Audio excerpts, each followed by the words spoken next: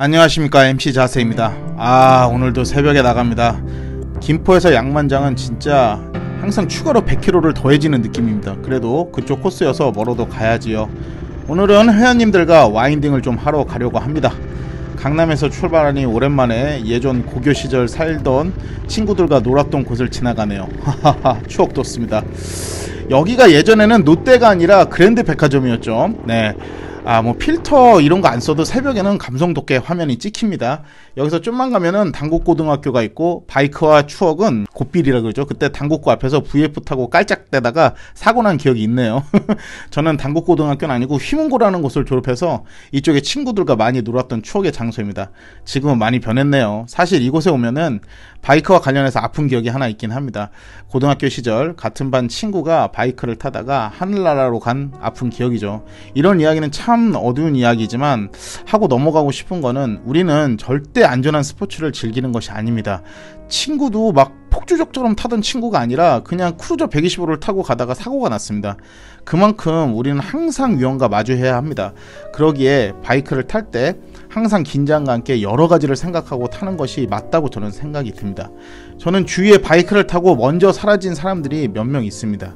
대부분 후배들이고 선배인 분은 한 분 있습니다. 저 역시 열화전차 시절 바이크를 타다 그만둔 것이 큰 사고를 당했는데, 다행히 몸은 괜찮았지만 바이크는 완전 작살이 났죠. 이런 교차로가 이런 시간에는 사고 나기 아주 좋죠. 옆에는 숲으로 다 블라인드고, 그냥 꼬리 물게 해가지고 무리해서 제끼면은 바로 옆에서 이제 하데스 형님이 옵니다. 무조건 멈춰야 합니다. 사람들이 그러죠. 그런 사고 순간에 많은 것이 생각이 나고 지나간다고. 저 역시 그 짧은 순간 많은 생각이 들었습니다. 그중 가장 큰 것이 어머님 얼굴이었습니다. 이후에 병원에서 퇴원하고 저는 다시 바이크를 탈 때 어머님을 제 알차에 텐덤 시켰습니다. 사실 그런 경험이 있어서 제 영상 중에 조회수가 가장 많이 나온 장모님 텐덤 영상도 제가 아무 거리낌 없이 할 수 있었던 것 같습니다. 그 이후 지금껏 제가 사고 없이 오랜 시간 바이크를 타고 가장 안전한 방법이 되었습니다. 바로 그것은 사랑하는 사람을 생각하는 것입니다. 네, 그것이 가장 안전한 안전 장비입니다. 저도 결혼하고 중년이 돼서 이 옵션이 장착되었는데, 이게 매우 안전한 옵션입니다. 이 가오가 육체를 지배하는 시절에는 이 볼 수 없는 옵션입니다. 이 옵션을 장착을 하면은 이 자동으로 그냥 TCS ABS가 되는데, 바이크를 좀 빨리 안 타도 됩니다. 그리고 다음 신호에 가도 되고, 이게 이 옵션의 큰 장점입니다. 이 옵션을 장착할 때 비로소 안 보이던 것이 보이게 됩니다. 빨리 탈 때는 사실 그 스크린 안으로 보는 세상이 전부입니다. 빠를수록 그 세상은 더 작게 보이고요. 하지만 여유를 가지고 몸을 세우고 주위를 둘러볼 때 전혀 그 스크린 안으로 보지 못한 다른 풍경이 눈에 들어옵니다. 그래서 저는 그 풍경이 더 좋은 것을 뒤에 깨달았습니다. 가끔은 겁이 날 때도 있습니다. 하지만 이것이 부끄러운 것이 전혀 아닙니다. 부끄러운 것은 내 자신을 통제 못해서 모든 것을 잃을 때가 더 부끄럽더군요. 마치 술 먹고 헤어진 연인에게 전화하고 다음날 부끄럽듯이요.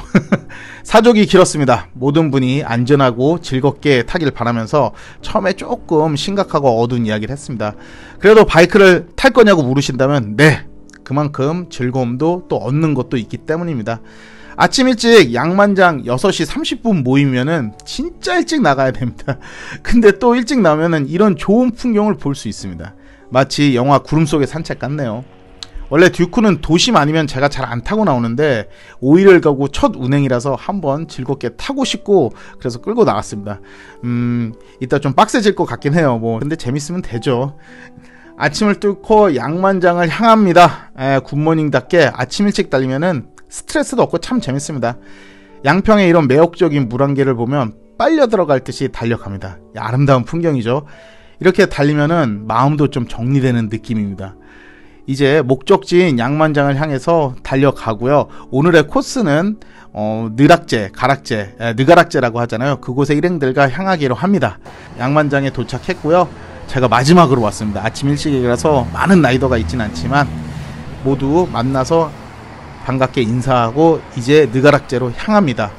이번에 카메라 브라켓을 좀 구매해가지고 안정되게 달았는데, 이게 또 다른 변수가 있더라고요. 저는 이 뒤에서 찍는 느낌을 제가 좋아해서 계속 이 방법을 쓰는데, 이 바이크가 움직이면서 올려놨던 그 대가 내려가더라고요. 저는 그래서 계속 달리다가 빼고 그러는데, 동생들이 또 형 100이랑 낫다고 먼저 길을 터주더라고요. 그래서 부끄럽지 않게 단기통이 터지도록 먼저 달려나갔습니다. 바람막이를 입으면은 이 속도계가 자동으로 생기는 거 아시죠? 이 바람막이를 입고 타면은 속도계가 저 주머니입니다. 이 주머니를 보면은 바로 이 사람이 얼마나 달렸는지 표시가 되죠. 빨리 달리면은 요 바람막이 안에 있는 이 앞주머니, 요 혓바닥이 자동으로 나옵니다. 그래서 요게 나오면은 요거 보고 너무 빨리 달았네 하고 속도를 좀 줄여야 됩니다. 그렇게 달리다가 보니까 역시나 이제 릭터급 동생들이 답답한지 먼저 가더라고요. 또 보내줘야죠. 그럴 때는 듀크 빠따가 좋지만 이게 따라가다 보니까 네이키드잖아요. 듀크도 가슴에 빠따를 한 100대 맞는 듯한 주행풍으로 정말 최선을 다해서 쫓아갔습니다. 그렇게 가다가 아침에 가는데 이제 해도 떠오르고 하죠. 그렇게 가다가 안개 지역이 나왔습니다. 근데 이게 제가 쉴드로 이 안개를 지나면서 보는 거잖아요. 근데 그것처럼 이 카메라에도 담겼습니다. 한번 보시면은 안개 지역을 통과할 때 이런 멋진 모습이 나옵니다. 자, 여기를 통과하면은 이제 햇살이 비추겠죠. 그걸 믿고 달려갑니다. 역시 푸른 하늘. 와, 차 한 대도 없죠. 우선 가다가 1차 휴식을 위해서 팜파스 휴게소에 들려서 좀 쉬고 가려고 합니다. 미친듯이 달리려고 나온 것도 아니니까 여유있게 커피도 마시고 또 뭐 아침도 먹고 해야죠. 주유도 하고. 그래서 주유도 고급유가 이 팜파스 휴게소에 있기 때문에 잠시 들립니다. 함께 온 일행들은 바이크가 다 리터급이어가지고 제가 따라가기가 그래도 열심히 듀크랑 함께 최선을 다해서 갔습니다. 어느덧 팜파스 휴게소에 도착했습니다. 팜파스 휴게소입니다. 다같이 온 일행들의 바이크도 세워두고 리터급 따라오는데 빡셨습니다. 그래도 또 듀크 쿼터지만 잘 따라갑니다. 네, 단기통에 빠따를 그냥 다다다다다다다다 땡기면서 자랑스럽습니다. 역시 듀크 대단합니다. 이 팜파스 휴게소 하면은 또 우동이 대단합니다. 요 어묵 우동 휴게소 치고 7,000원이면 뭐 비싼 건 아니라고 전 생각해요. 그리고 맛도 아주 좋습니다. 아침 식사하고 이런저런 이야기하고 커피도 한잔 하고요. 방장인데 생긴 건 거의 뭐 북파 공장원 수준인데 아주 순수한 놈입니다. 그래서 제가 항상 같이 다니는데 저 말고 착하고 좋은 파트너 여자분이 있어야 하는데 저랑 오버리터분만 옆에 있으니까 참 좀 마음이 그렇습니다. 자, 이제 본격적으로 와인딩을 하러 왔습니다. 느락잘 가락제는 타시는 분들도 종종 오시는 코스죠. 코너 타기에도 재미있고 막 미친 듯한 깊은 헤어핀 코너도 아니어서 어느 정도 타시는 분도 천천히 여유롭게 즐기려면 가능한 코스입니다. 코너를 즐겁게 타실 때도 가장 좋은 스킬은 저는 감속이라고 생각합니다. 라인을 잡고 막 누워서 빠르게 코너를 무조건 통과해야 하는 것만이 코너를 즐겁게 타는 건 아닙니다.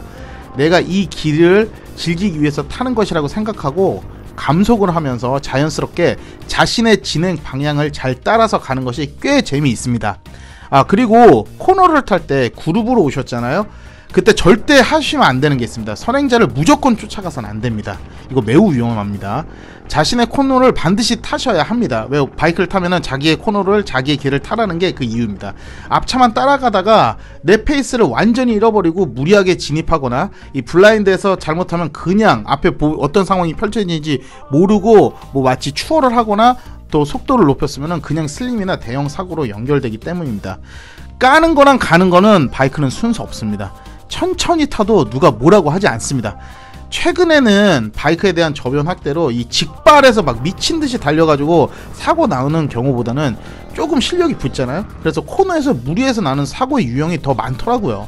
그래서 항상 조심하시고 앞서 말한 사랑하는 사람을 생각하는 옵션을 꼭 장착하고 즐겨주시면 됩니다.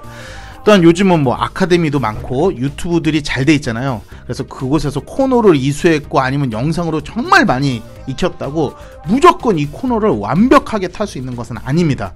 왜냐면 시시각각 틀려요.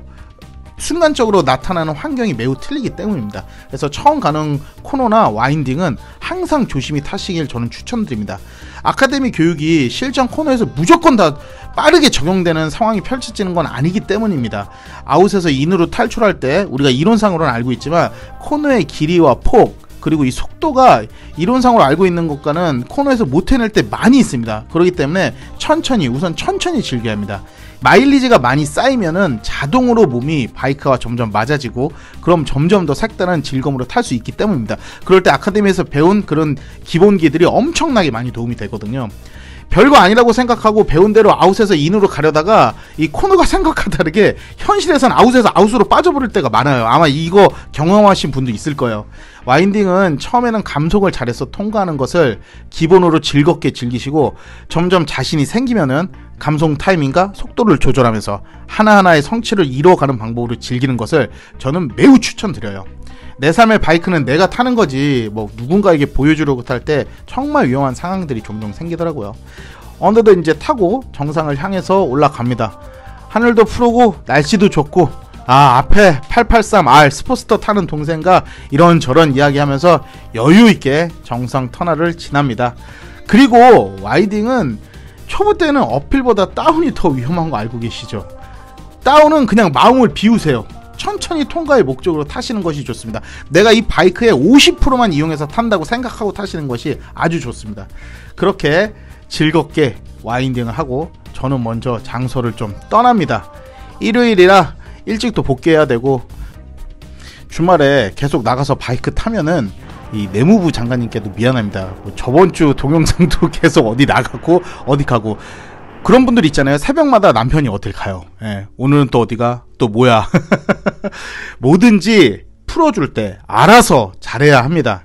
어느 날 딴 데 정신 팔려 있다가 가정에 소홀하면은 바로 내무부 장관님 불호령에 뭐 오토바이고 와인딩이고 라이딩 뭐 이런 거 없습니다. 그냥 오토바이 다 팔고 다시 집에서 수행하는 수행자의 모드가 될 수 있기 때문입니다. 항상 풀어줄 때 방종하지 말고 알아서 잘하는 중년인이 되셔야죠.